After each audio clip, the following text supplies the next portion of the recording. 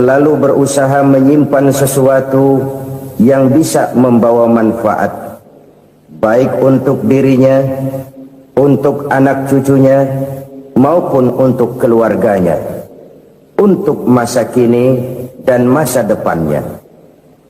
Kadang simpanan itu berbentuk uang, kadang berupa tanah, lain saat berbentuk pabrik, dan lain sebagainya.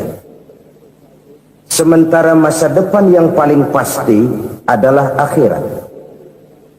Jika untuk masa depan dunia kita rela memeras keringat, membanting tulang, pergi pagi dan pulang petang, menyimpan uang, menyimpan tanah, menyimpan pabrik, pernahkah kita merenung jika satu saat kiamat datang, kita dibangkitkan dari kubur masing-masing, berdiri di padang mahsyar untuk mempertanggungjawabkan seluruh kegiatan hidup kita di dunia ini, lalu kita akan menuju ke alam akhirat. Sudahkah kita mempunyai simpanan untuk akhirat kita? Pada pertemuan kali ini saya ingin menyampaikan sebuah hadis di mana Rasulullah sallallahu alaihi wasallam bersabda, arba'un min kanzil jannah. Simpanan sorga ada 4 macam. Yang pertama, ikhfa'us sadaqah, menyembunyikan sedekah. Saudara-saudara kaum muslimin, sebagaimana yang kita maklum bahwa Allah Subhanahu wa taala melebihkan sebagian rezeki dari kita terhadap yang lain. Ada yang kaya, ada yang setengah kaya, ada yang miskin, ada yang setengah miskin, dan selanjutnya. Ada yang gajinya kecil tapi penghasilannya gede. Ada yang penghasilannya gede tapi nggak punya gaji. Ada juga yang memang gajinya gede dan penghasilannya gede. Kelebihan rezeki merupakan sunnatullah dan tidak harus membuat kita merasa lebih dari yang lain. Bahkan sebaliknya, kelebihan itu harus membuat kita ringan tangan untuk menolong mereka yang memang memerlukan pertolongan.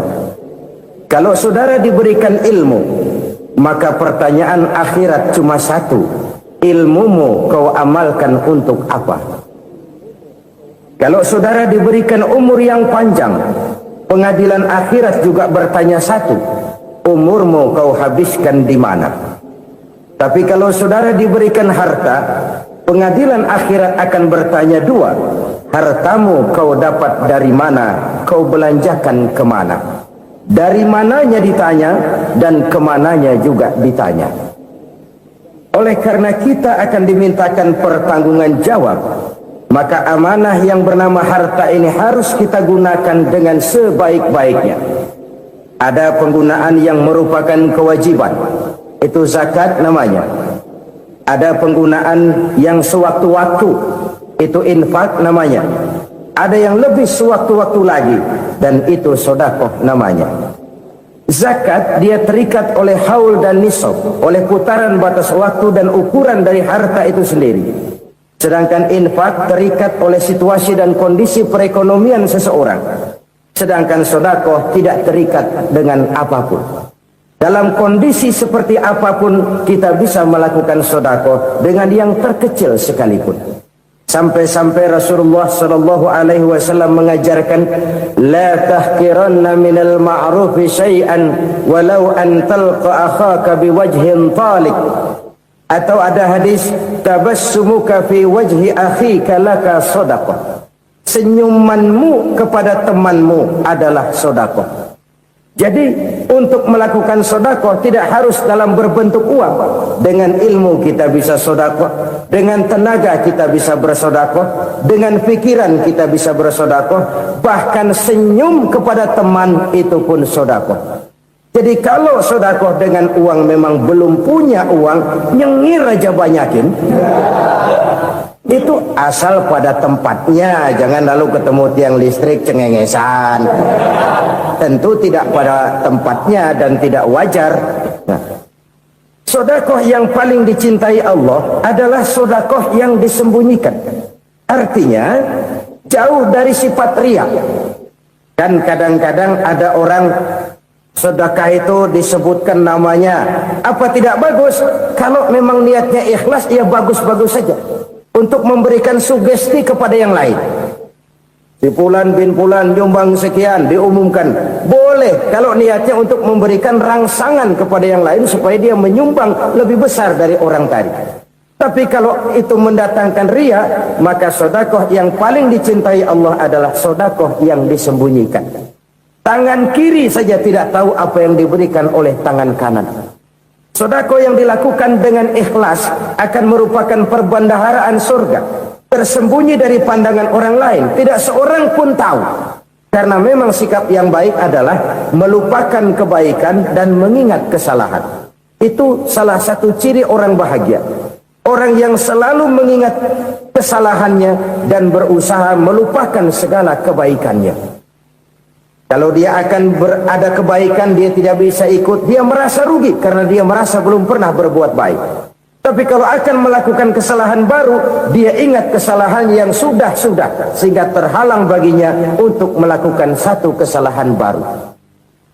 Demikianlah saudara-saudara, bahwa Allah melebihkan rizki sebagian kita dari yang lain agar terjadi tolong-menolong dalam kehidupan ini.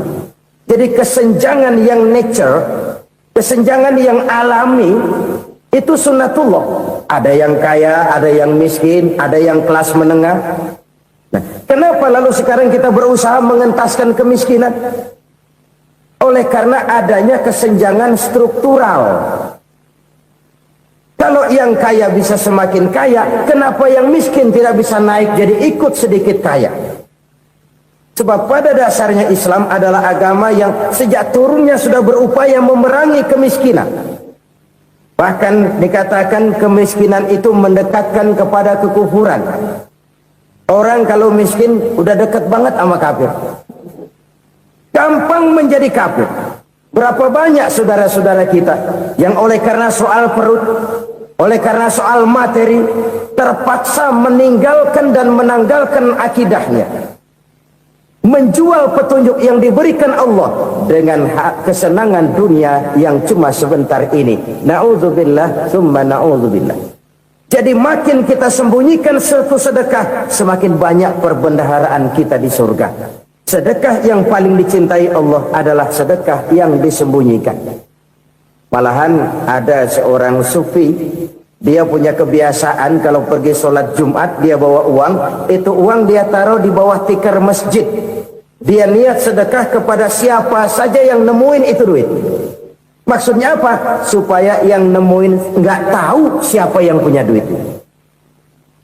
Demikian dia saking ingin menyembunyikan sedekahnya. Karena sifat riya itu bisa memakan amal kita sendiri. Riya itu termasuk menyebut-nyebut kebaikan kita. Orang yang suka nepuk dada, sedikit-sedikit ngitungnya kalau nggak gua. Tuh kalau nggak gua tuh yang belas itu kalau nggak gua. Iya kalau nggak lu kenapa emang? Orang yang suka menepuk jasa. Biasanya memang begitu saudara-saudara.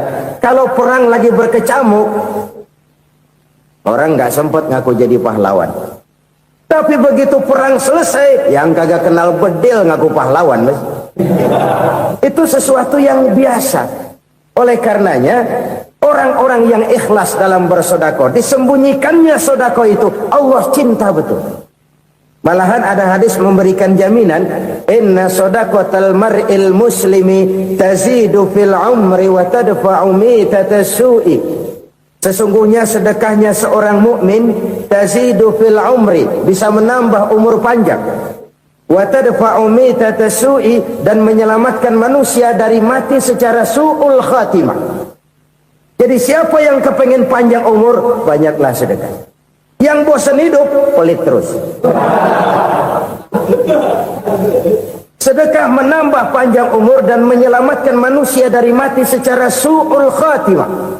Pak, katanya umur itu nggak bisa ditambah, nggak bisa dikurangin. Kapan? Kalau ajal sudah datang.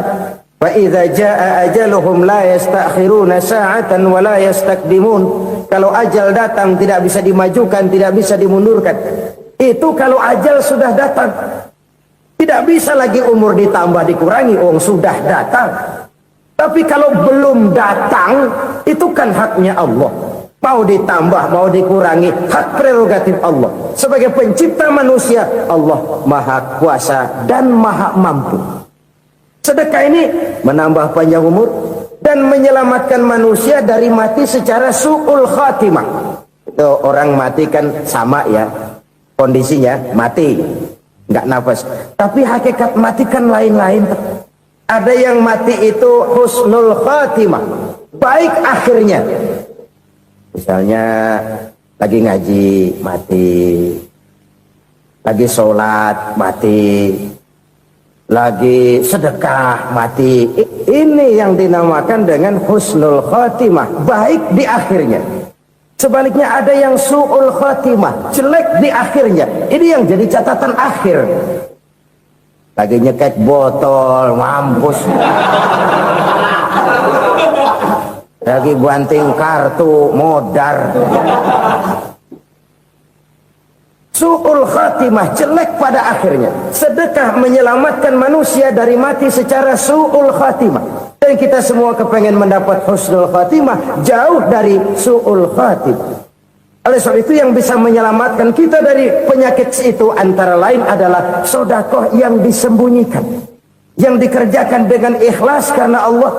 Tidak karena kepengen dipuji orang, tidak karena ingin dikatakan orang pemurah, sebab orang dermawan itu orang yang memberi tanpa harus diminta. Kalau masih harus diminta, ya belum dermawan namanya, masih harus diminta. Kalau nggak diminta ya tulus, lolos, polos. Saudara-saudara kaum muslimin rahimakumullah, harta adalah amanat dan akan kita pertanggungjawabkan. Allah melebihkan rizki sebagian kita dari yang lain agar kita saling tolong menolong, bantu membantu.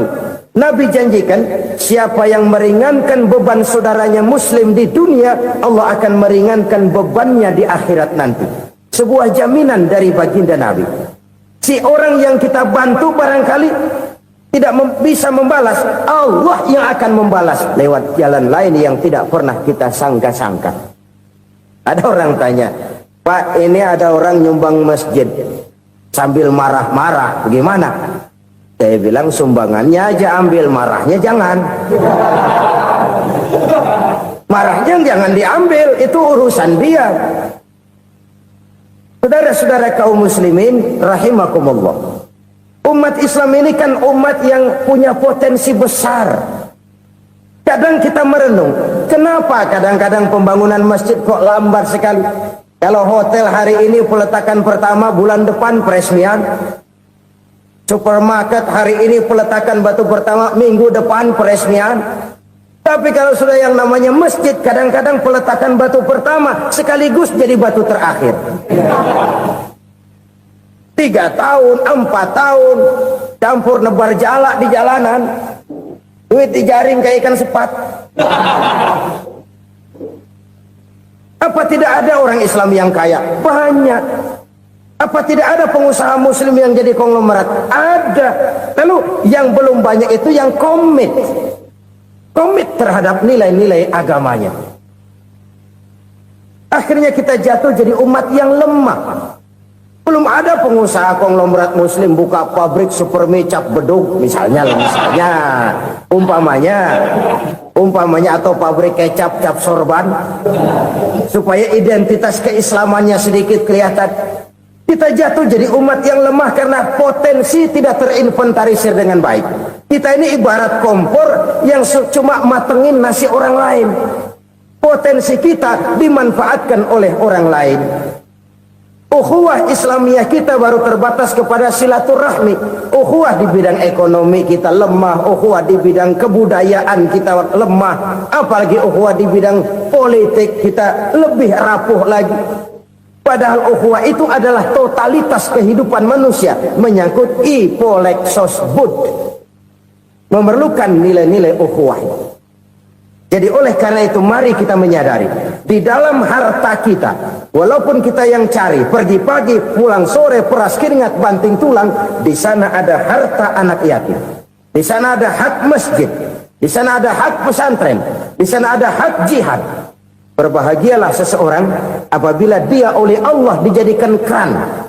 Keran itu menyimpan air, tapi tidak untuk dirinya, tapi disalurkannya kepada mereka yang memang memerlukannya. Saudara-saudara kaum muslimin rahimakumullah, ini yang pertama. Jadi perbendaharaan surga adalah menyembunyikan sedekah. Orang lain nggak tahu, kita pun nggak pernah ngitung-ngitung. Kita anggap lewat begitu saja, padahal itu deposit akhirat. Satu. Yang kedua, perbendaharaan surga itu apa? Wa kitmanul musibah, menyembunyikan kesulitan. Kadang orang takut menghadapi kesulitan, tapi makin kita merenung, hidup ini kan sebenarnya urusan. Takut sama urusan, ya jangan hidup. Tandanya orang hidup itu kalau punya urusan. Urusan melupakan problem. Problem sering menimbulkan kesulitan. Kesulitan bukan untuk ditakuti, tapi untuk diatasi dan dicarikan jalan keluarnya. Siapa sih orangnya yang nggak pernah sulit-sulit? Makin tinggi status sosialnya, makin gede urusannya. Makin tinggi kualitas imannya, makin berat tingkat kesulitannya. Cuma memang yang namanya enak itu seperti pelangi. Biang lala itu nggak pernah di atas kepala kita, di atas kepala orang melulu. Lu sih enak lo, kata kita. Dia juga bilang yang enak kan lo. Pelangi itu nggak pernah di atas kepala kita. Kata tukang beca, aduh enak ya naik Mercy. Kata tukang beca, apa yang di dalam mobil Mercy? Aduh enak bener tukang beca, di jok ngeringkuk ngorok pules bener. Saya kamar pakai AC, sejuk, tempat tidur sutra, empuk, alga, spring bed, gula kulik, nggak bisa pulas kalau belum minum Valium, belum tidur. Enak bener tukang beca, di jok ngorok nggak tahu wetan kulon. Si tukang beca bilang yang di Mercy enak, yang di Mercy bilang tukang beca enak. Inilah enak, nggak pernah di atas kepala kita, di atas kepala orang lain melulu enak itu. Nah, saudara-saudara, yang merupakan perbendaharaan surga itu orang yang bisa menyembunyikan kesulitan, baik pribadi ataupun rumah tangga. Ini terutama rumah tangga yang jadi soalnya. Kadang-kadang kita ini kalau senang, sebaliknya kalau senang kita diam, kalem aja, cuek. Banyak banget duit kita bawaan, diam aja udah. Malah ketemu orang takut. Tapi begitu susah, sekampung tahu. Padahal Nabi mengajarkan perbendaharaan surga itu menyembunyikan musibah, menyembunyikan kesulitan. Kalau enak, cerita sama orang-orang. Kalau nggak enak, rasain sendiri, tekan sendiri, atasin sendiri. Kita kan sebaliknya. Senang kita diam, asal lagi susah, paling tidak kita nyari teman buat cerita kesusahan. Siapa orangnya yang nggak pernah susah? Cuma soalnya bagaimana kita mengatasi kesusahan itu sendiri. Begitu juga misalnya kalau orang sudah berumah tangga, itu orang tuanya harus menjadi tempat dia cerita yang enak-enak saja. Yang nggak enak rasain berdua, selesaikan berdua, atasin berdua. Jangan dibalik. Asal senang diam, giliran susah aja. Maknya laporan. Terbalik. Bisa menjaga security informasi. Maka nama bayam keluar diem, malah seluitan. Enak amat lo makan daging ayam. Security informasi. Saudara-saudara kaum muslimin rahimakumullah, ujian yang terberat itu yang pernah diberikan kepada para nabi, para rasul, para aulia, para ulama. Makin tinggi keimanan, makin berat bentuk kesulitan. Ayo saya kemukakan satu contoh saja. Ada seorang nabi yang kaya, nabi kaya, namanya Nabi Ayub. Iblis kalau orang begini kan keki, ibadahnya rajin, kaya. Yang kayak begini susah digodain. Kalau ibadahnya rajin, miskin, kali bisa disogok. Sini imannya mantap, ibadahnya rajin, kaya, nabi lagi. Tapi namanya iblis, nggak kurang akal. Laporan, Tuhan, kenapa Les? Ya ini bahasa saya, bahasa Qurannya sih nggak gitu. Itu hambamu yang namanya Ayub, dia rajin ibadah cuma karena dikasih kaya aja. Coba kasih miskin dia, berhenti dia sembahyang. Ah, kamu bisa aja. Saya tahu Ayub itu hambaku yang ikhlas. Saya buktiin Tuhan, silahkan. Dibuktiin lah, iblis turun ke alamin. Yang mula-mula dia lakukan, dia rusak sawah ladang Nabi Ayub. Dia binasakan binatang ternak Nabi Ayub. Sehingga dalam waktu singkat, jatuhlah Nabi Ayub dari orang paling kaya jadi orang paling miskin. Beliau masih ibadah di mihrab dalam masjid. Datang iblis. Saudara Ayub, ya, lagi ngapain? Ibadah. Nyembah Allah, nyembah Allah. Oh, percuma. Kenapa? Tuhan yang ente sembah nih, dia udah bikin miskin ente.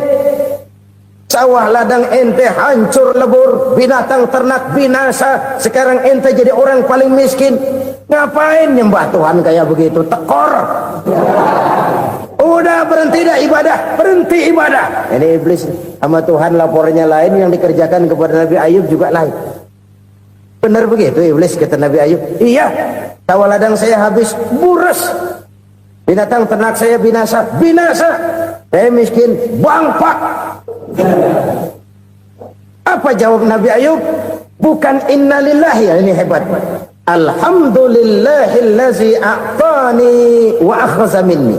Segala puji bagi Allah yang telah memberikan harta kepada saya dan sekarang mengambilnya lagi. Alhamdulillah. Allah yang ngasih, Allah yang ambil. Itu mah urusan Allah. Iblis cuman ibadah jalan terus, sujud lagi Nabi Ayub. Iblis seleher gondok banget. Dasar Nabi nggak mempan dia apa-apain. Miskin malah alhamdulillah. Allah yang ngasih, Allah yang ambil. Jadi kalau kita tidak komit, kita tidak terikat kepada kaya, miskin, senang, susah, apa yang bisa bikin kita susah? Jadikan kekayaan, kemiskinan, jadikan senang susah sebagai anak buah yang bisa kita atur. Jangan kekayaan ngatur kita, jangan kemiskinan ngatur kita. Kita yang harus mengatur mereka. Senang susah, kaya, miskin, bahagia, sengsara, jadikan itu anak buah yang bisa kita atur.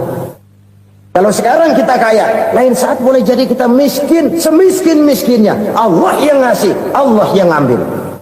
Tenaga mana yang bisa menghalangi? Ibadah jalan terus. Iblis makin gondok. Dasar Nabi loh. Akhirnya apa? Nabi Ayub dikerjain, diberikan penyakit. Demikian fatal penyakitnya. Bayangin, udah miskin sakit. Masya Allah. Miskin sakit. Sakitnya nggak lama, kira-kira 16 tahun. Istrinya 3, 2 mental minta ceraiin. Ngerawatin laki bengek begini. Senang belum tentu, susah udah pasti nih. Cerai aja, cerai dah. Cerai. Tinggal satu Siti Rahmah yang setia menemani beliau. Sesetia-setianya hati perempuan. Satu saat Siti Rahmah bilang, "Bang, iya, abang kan Nabi, Bang. Lalu, namanya Nabi kan doanya jarang meleset, Bang. Maksud kamu minta kenapa sih sama Tuhan biar abang sembuh, baik dah, Bang?" Siti Rahmah, iya. Saya sakit berapa tahun sih dah? 16 tahun, Bang. Sebelum ini saya sehat berapa tahun? Ya kira-kira 60 tahun, Bang. Nah, coba ente banding-bandingin, Rahmah. Saya dikasih sehat 60 tahun, dikasih sakit 16 tahun. Sudah nggak sabar mau doa kepada Allah minta sembuh. Saya malu kepada Allah. Diuji dengan yang luar biasa seperti ini, tidak mengganggu stabilitas kehambaannya. Dia tetap menghamba kepada Allah Subhanahu wa ta'ala. Saudara-saudara kaum muslimin rahimakumullah. Kunci menghadapi kesulitan itu apa? Allah jelaskan dalam satu ayat, wa basyiris sabirin alladzina iza asabathum musibah qalu inna lillahi wa inna ilaihi raji'un. Gembirakan orang-orang yang sabar Siapa mereka itu? Yang apabila mendapat musibah mereka kembali kepada keyakinan dasar segalanya dari Allah dan segalanya akan kembali kepada Allah. Ini konsepsi dasar dari sikap muslim dalam menghadapi berbagai kesulitan. Segalanya dari Allah, segalanya akan kembali kepada Allah. Kalau ini sudah kondisi dasarnya, maka kita akan lapang menghadapi kenyataan bagaimanapun pahitnya. Apakah itu namanya miskin, apakah itu namanya sakit, bahkan maut sekalipun. Maut sekalipun. Segalanya dari Allah, segalanya akan kembali kepada Allah. Ini sikap hidup, bukan sekedar ucapan. Kita kadang-kadang menjadikannya sebagai ucapan. Mulutnya sehingga berhenti, innalillahi wa inna ilaihi rajiun, tapi nangisnya terus gerung-gerungan. Bukan itu, ini kesadaran moral. Kalau segalanya dari Allah, segalanya kembali kepada Allah, kan sebenarnya cuma nunggu giliran. Hari ini saya nyembayangin dia, entah hari apa saya disembayangin orang. Hari ini saya antar dia ke kubur, entah hari apa orang nganterin saya ke kubur. Hari ini saya tahlilkan dia, entah nanti kapan orang tahlilkan saya. Segalanya dari Allah, segalanya akan kembali juga kepada Allah.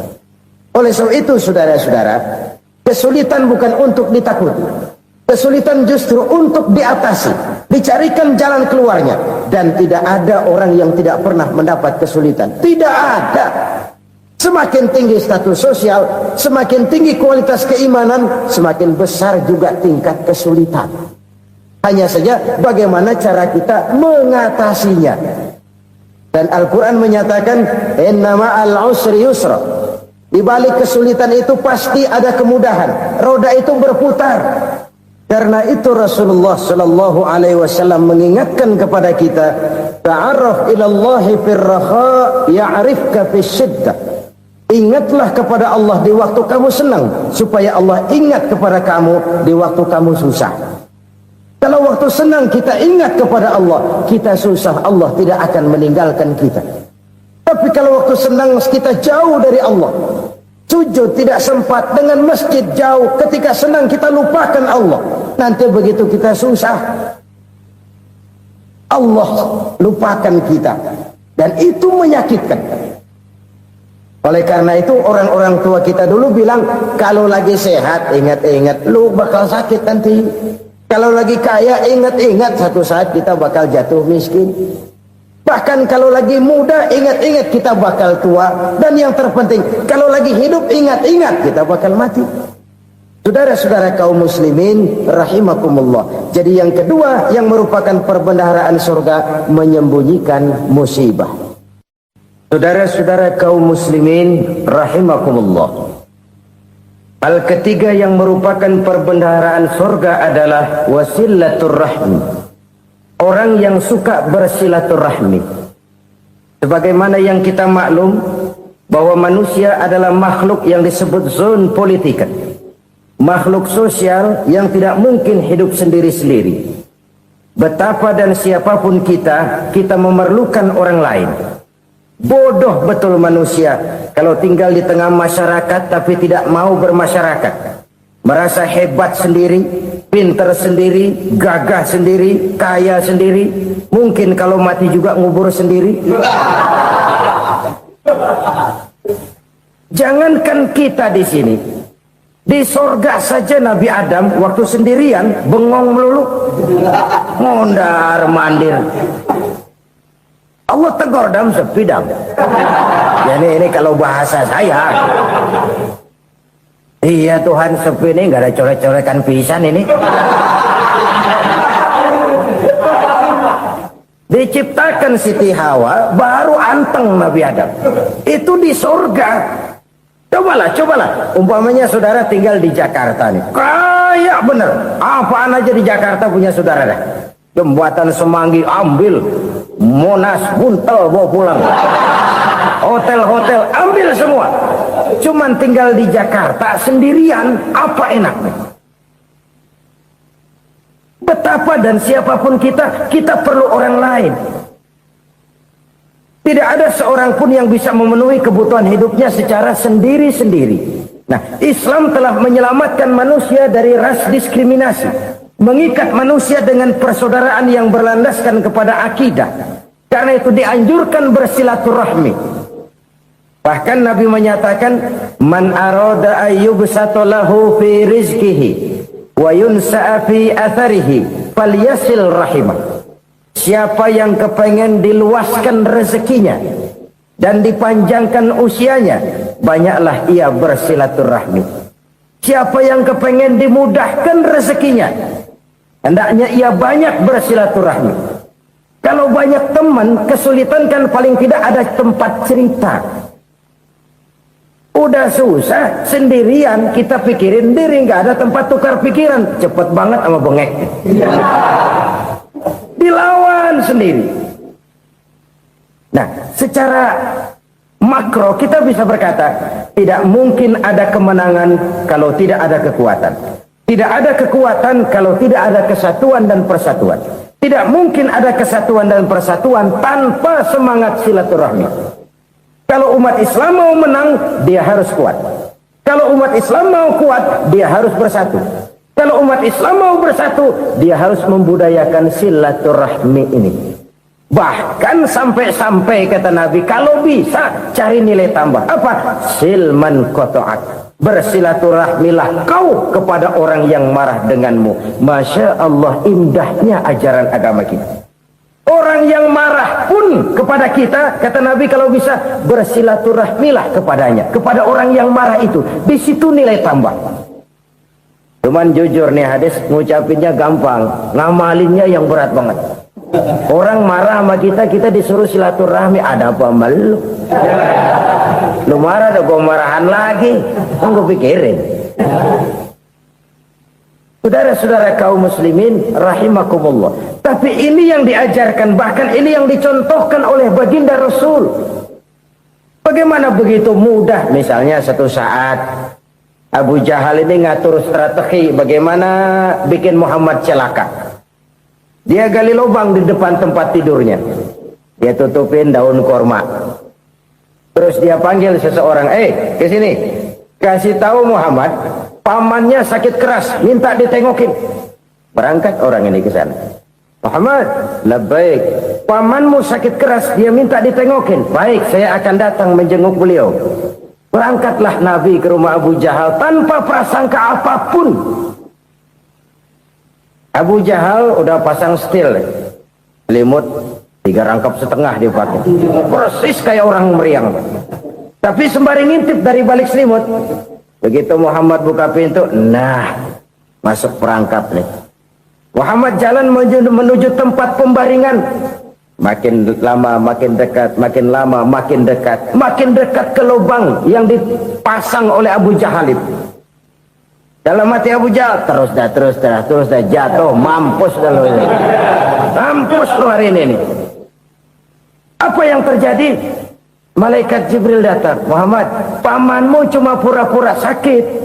Di depan tempat tidurnya ada lubang perangkap supaya kamu jatuh ke situ. Sudah, kamu pulang. Balik kanan Nabi. Sudah hampir jatuh ke lubang, balik kanan, pulang.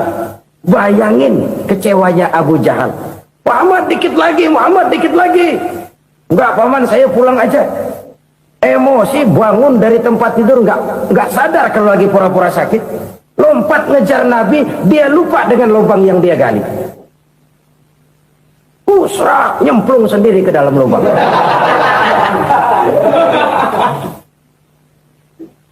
Nabi terus berlalu. Ini terjadi keanehan. Jatuh ke lubang yang dia gali itu sebenarnya nggak terlalu dalam ya, antara 3-4 meteran lah. Tolong saya jatuh ke lubang ini. Datanglah pelayan-pelayannya itu. Angkat saya dari sini. Oh, yang ngulurin tambang. Satu gulung, belum juga nyampe itu tambang. Kurang, beli lagi ke warung. Sambung, ulur lagi, nggak juga bisa sampai. Wah, ini kerjaan Muhammad ini. Tolong, siapa salah seorang kamu ke rumah Muhammad, kasih tahu encangnya kecebur. Minta ditolongin. Sampaikan kepada Rasul. Kenapa? Pamanmu jatuh ke lubang, Muhammad minta tolong diangkatin. Tambang udah nyambung-nyambung nggak nyampe juga. Ya, nanti saya datang, saya tolong. Coba. Nyata-nyata orang berniat jahat mau mencelakakan dia. Datang dia menolong. Ini yang disebut air tuba dibalas air susu ya ini. Bukan sebaliknya. Air tuba dibalas air susu. Paman, kecebur ya? Iya Muhammad, tolong ini. Pegang tangan saya. Nabi ulurkan tangannya, nyampe. Dipegang oleh Abu Jahal, diangkat ke atas. Sampai atas, apa kata Abu Jahal? Sihirmu memang hebat Muhammad. Udah ditolongin dikata sihir. Yang enak kita kemplang kan itu orang begitu. Urusan apa? Tapi inilah akhlak. Kalau bisa kamu bersilaturahmilah dengan orang yang marah kepadamu sekalipun. Orang marah kita tetap baik. Kalau kita berbuat baik sama orang yang memang baik, rasanya sih biasa-biasa aja. Orang baik kita baik lagi, ya draw aja, belum ada nilai tambah di situ. Baru ada nilai tambah kalau kita bisa berbuat baik kepada orang yang nyakitin kita. Itu namanya kita setingkat di atas dia. Dia sakitin kita, kita berbuat baik sama dia. Dia pelit sama kita, kita baik sama dia. Dia marahin kita, kita deketin dia. Di situ kita punya nilai tambah. Jadi siapa yang ingin diluaskan rezekinya, kata Nabi, dan dipanjangkan umurnya, hendaklah ia banyak-banyak bersilaturahmi. Sederhana sebenarnya silaturahmi, tapi silaturahmi membangkitkan semangat kesatuan dan persatuan. Kesatuan dan persatuan melahirkan kekuatan. Dalam matematika 1 ditambah 1 pasti 2. Tapi di tengah masyarakat, 1 orang takut ditambah 1 orang takut, hasilnya jadi 2 orang setengah berani. Kenapa setengah berani? Karena udah berdua. Tadi pan takut sendirian.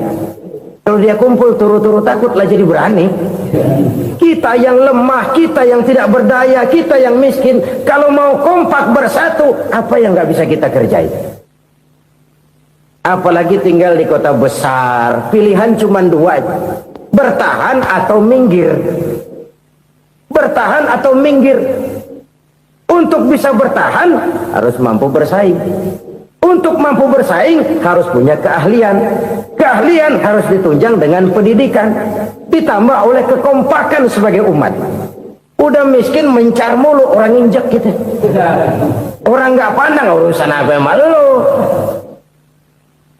Oleh karena itu, silaturahmi pada hakikatnya merupakan roh dari ukhuwah yang diajarkan oleh agama kita.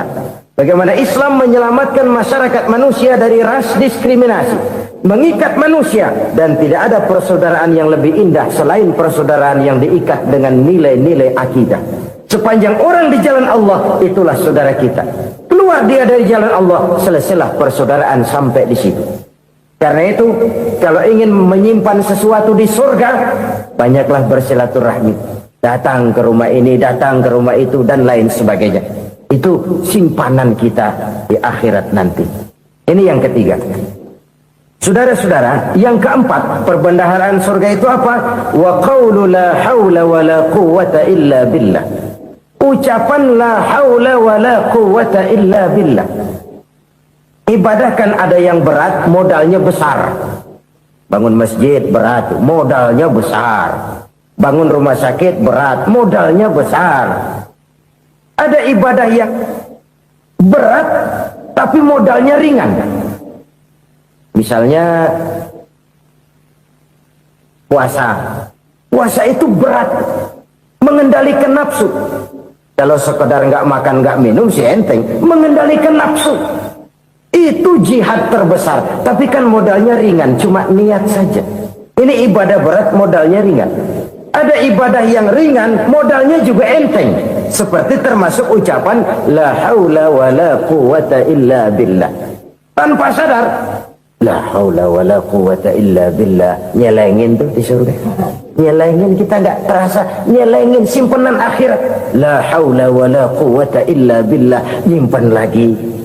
Kaget, la haula wa la quwata illa billah, nyimpan lagi, banyak simpenan.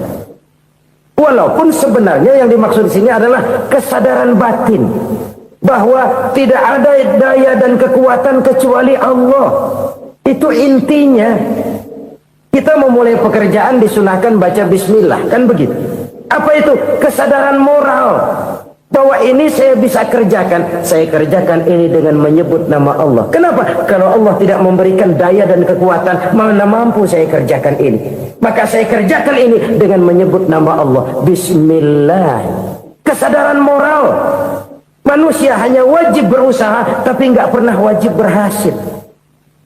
Banyak hal-hal yang kalau kita renungkan secara rasio nggak mungkin, tapi jadi kenyataan. La haula wala quwata illa billah. Tidak ada daya dan kekuatan kecuali bagi Allah semata-mata. Kesadaran moral akan kelemahan dan keterbatasan makhluk bernama manusia.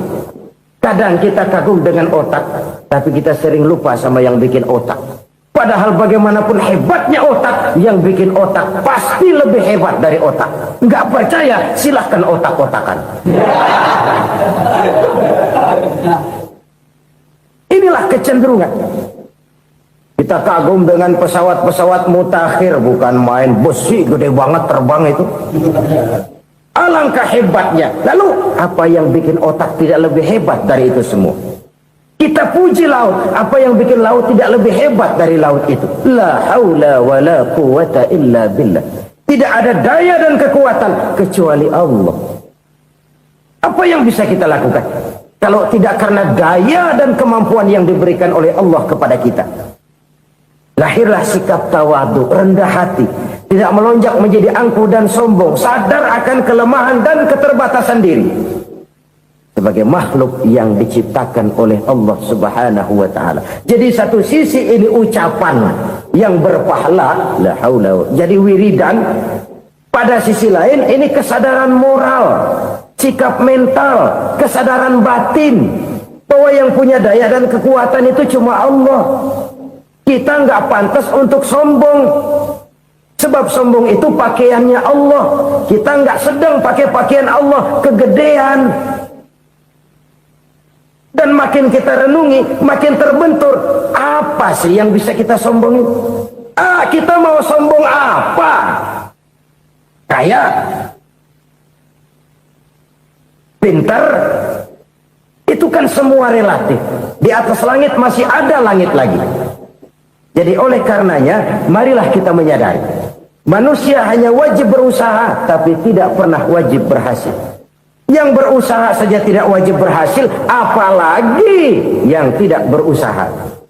Islam bukan agama orang pemalas yang selesai sholat lalu ngelohom, nggelenggem ayem-ayem. Tapi Islam bukan agama orang sombong yang setelah berusaha lalu tidak memerlukan Allah. Kita bisa saja bikin proyeksi, tahun sekian kita bakal panen besar menurut perhitungan otak. Tapi ada kejadian lain. Apa? Tikus ngambek. Habis itu dimakanin tikus, panen gagal. Proyeksi rasional gagal oleh tikus-tikus yang ngambek itu. Bisa saja terjadi. Tahun depan kita panen besar, urung. Kenapa? Musim panas panjang. Dan sekarang ini koran-koran bikin berita musim mengalami penyelewengan. Bukan cuma manusia yang nyeleweng sekarang. Musim pakai nyeleweng. Mestinya kan musim hujan udah selesai. Masih hujan-hujan juga. Musim. Nah sekarang kita boleh bikin proyeksi. Kita bakal panen besar. Tahu-tahu musim panas panjang. Sawah retak, air kering. Cari teknokrat yang paling botak. Suruh pendekin tuh musim panas. La haula wa la quwata illa billah. Inilah kesadaran moral. Saudara, saya teringat satu saat ada seorang konglomerat. Umurnya ya kira-kira 70-an. Satu saat dia ditanya oleh wartawan, "Pak, umur Bapak berapa sih?" "Ya, paling 10 tahun." 10 tahun? 10 tahun? Anak Bapak berapa orang? Satu saja? Satu. Harta Bapak berapa? Ya paling-paling bangsa 7 juta kali. 7 juta? Iya. Pak, kenapa Bapak bohongi saya? Bapak punya buku biografi. Koran-koran, majalah-majalah banyak memuat cerita riwayat hidup Bapak. Saya tahu umur Bapak 70. Kenapa bilang cuma 7 tahun? Saya tahu anak bapak 8, kenapa cuma bilang 1? Saya tahu harta bapak miliaran, mungkin triliunan, pabrik di mana-mana, bank di mana-mana. Kenapa bilang uang bapak cuma 7 juta? Nah, kata si konglomerat tadi, kamu benar nak, kamu benar. Umur saya kalau jumlahnya memang 70 nak. Cuman ingat-ingat saya, baru 7 tahun terakhir ini saya sujud. Baru 7 tahun terakhir ini saya berusaha dekat dengan Allah. Saya laksanakan perintahnya, saya jauhi larangannya. 7 tahun inilah rasanya yang ada nilainya di hadapan Allah. Yang 63 tahun matong, kelabu, kelem umur gue. Habis untuk maksiat, untuk munkarat. Maka ketika ditanya tadi, umur saya 7 tahun itu. Oh begitu Pak. Oh iya. Lalu anak Pak, anak bapak kan 8. Kenapa bilang cuma 1? Nah, kalau jumlah hitungannya memang anak saya 8. Tapi dari 8 orang ini rasanya cuma 1 nih yang bakal jadi buah hati, belahan jantung, pelanjut cerita, penerus sejarah, bakal jadi anak soleh yang akan mendoakan saya. Cuman 1 rasanya anak saya ini yang bakal jadi buah hati saya, besar-besaran saya, yang akan mendoakan di kubur saya, yang akan mendoakan di akhirat saya. Yang 7 orang mana, Masya Allah, yang 1 tenggeng, yang 1 nyekek botol mulu, yang 1 nggak karu-karuan. Makanya saya bilang 1 anak saya yang akan bisa mendoakan saya. Oh begitu Pak. Iya. Nah, harta Pak, harta bapak kan triliunan, pabrik bapak di mana-mana, uang bapak hampir di tiap bank-bank besar. Kenapa bilang cuma 7 juta? Betul kau nak. Harta saya kalau jumlahnya memang miliaran, triliunan mungkin. Tapi yang saya ingat baru 7 juta tuh yang saya belanjakan di jalan Allah. Saya nyumbang masjid, saya santuni yatim piatu, saya bantu pembangunan pesantren, saya bantu pembangunan rumah sakit Islam. Itu yang akan saya bawa pulang ke akhirat, yang 7 juta itu. Yang triliunan itu nanti akan diperebutkan oleh anak-anak saya sebagai waris saya. Jadi harta saya 7 juta itu yang bakal nemenin saya di akhirat, yang akan saya bawa pulang jadi teman saya. Saudara-saudara kaum muslimin, jangan-jangan orang tua itu adalah kita-kita ini. Jangan-jangan kita-kita ini adalah orang tua itu. Jangan-jangan itu potret dari diri kita masing-masing. Dari sekian umur yang diberikan Allah, berapa tahun yang ada nilainya di hadapan Allah. Dari sekian anak-anak yang merupakan amanah, berapa yang akan mendoakan kita sebagai orang tuanya menjadi anak soleh. Dari sekian banyak harta yang diberikan Allah, berapa yang akan kita bawa pulang menghadapnya nanti, yang kita belanjakan di jalan Allah. Ini sebuah potret kehidupan. Karena itu kita kembali kepada la haula wa la quwwata illa billah. Kita wajib berusaha, kita wajib berikhtiar. Selebihnya segala daya dan kekuatan hanya milik Allah saja semata-mata. Satu kesadaran batin dari setiap pribadi muslim. Setelah ia berusaha dan berikhtiar, ia menyerahkannya kepada Allah Subhanahu wa ta'ala. Jadi satu sisi ini merupakan wiridan ucapan yang mengandung pahala, pada sisi lain ini merupakan sikap batin dari seorang muslim di dalam ia menghadapi realitas kehidupan ini. Saudara-saudara kaum muslimin rahimakumullah, kalau ini kita jadikan satu basis kehidupan, maka ini akan menyelamatkan manusia dari kemungkinan tergelincir menjadi orang yang lupa diri dan lupa darat. Sebab itu Imamul Ghazali berpesan, jadidis safinah fa innal bahra amiq wa khuziz zad fa inna safara ba'id wa khaffifil hamla fa innal hamla sadid. Perbarui selalu kapalmu karena lautan sangat dalam. Bawa bekal yang banyak karena perjalanan ini sangat jauh. Ringankan beban karena kebanyakan beban akan menyakitkan. Alangkah indah kalimat ini, alangkah dalam makna yang terkandung di sana. Perbarui selalu kapalmu karena lautan sangat dalam. Apa artinya ini? Jaga mentalmu baik-baik. Pelihara imanmu baik-baik karena hidup penuh cobaan seperti lautan. Kita kalau berlayar di lautan kan kadang-kadang tenang, angin bertiup sepoi-sepoi basah. Jika malam datang, bintang gemintang bertabur menghias cakrawala. Rembulan memantulkan sinarnya dengan indah. Dalam keadaan begitu berlayar enak. Tapi lain saat ombak menggunung, halilintar menyambar, angin topan bertiup. Berapa banyak sudah saudara-saudara kita yang tenggelam di lautan dunia tanpa sadar bahwa dia belum sampai kepada pantai yang akan dituju. Berapa banyak sudah saudara-saudara kita yang tenggelam di lautan dunia ini tanpa sempat bangkit lagi.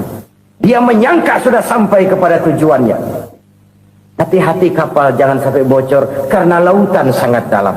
Iman ini jaga baik-baik karena hidup penuh dengan ujian. Wa khuzizat fa inna safar ba'id. Bawa bekal yang banyak karena perjalanan sangat jauh. Saudara mau ke Bandung, bawa duit. Saudara mau ke Surabaya, banyakan lagi duitnya. Saudara mau ke Mekah, gepokan, iketan tuh duit nggak lembaran lagi. Makin jauh perjalanan, makin banyak bekal yang harus kita bawa. Kalau saudara dari Jakarta mau ke Surabaya, kagak bawa duit berangkat juga, itu sih bukan berani namanya, nekat. Sampai Surabaya belum tentu, sengsara di jalan udah pasti. Kenapa? Nggak bawa bekal berangkat. Sama juga kita nih, misalnya belum sempat sembahyang, mati. Waduh, berani banget orang. Belum punya bekal, mati. Sengsara di jalan. Atau bekal tidak cukup. Dari Jakarta saudara mau ke Surabaya, bawa duit 500 perak. Paling jauh Cikampek nyampenya itu. Paling jauh itu. Antara jauhnya perjalanan dengan bekal yang saudara bawa tidak seimbang. Hidup ini perjalanan panjang. A walking tour. Dimulai dari alam arwah. Sebelum jasad diciptakan, roh diciptakan lebih dulu. Dari situ pindah ke alam rahim. Dari alam rahim pindah ke alam dunia. Dari alam dunia pindah ke alam barzah. Baru menuju akhirat. Satu perjalanan panjang.